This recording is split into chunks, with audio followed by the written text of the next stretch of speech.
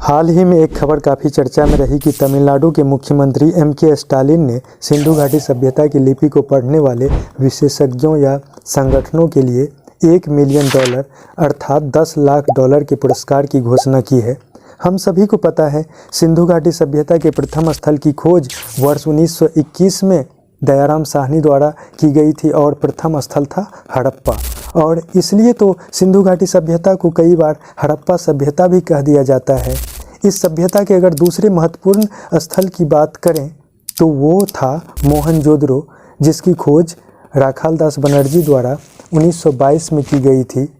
लेकिन आपको पता है, आम लोगों को इस सभ्यता के बारे में जानकारी 1924 में प्राप्त हुई, जब जॉन मार्शल ने इस सभ्यता को लेकर एक महत्वपूर्ण लेख लिखा।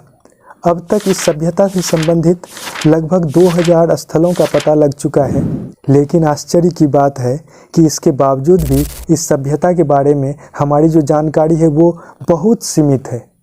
वो इसलिए सीमित हो जाती है क्योंकि इस सभ्यता से संबंधित लिपि को अभी तक पढ़ा ही नहीं जा सका है। अब पूछिएगा, इस सभ्यता से संबंधित लिपि को अभी तक क्यों नहीं पढ़ा जा सका है? तो सिंधु घाटी सभ्यता की लिपि अभी तक नहीं पढ़ सकने का कारण विद्वानों द्वारा कई बार यह बताया जाता है कि इस सभ्यता की जो लिपि है वो भाव चित्रात्मक है, अर्थात अलग अलग भावों को अलग अलग चित्रों और प्रतीकों के माध्यम से प्रस्तुत किया गया है।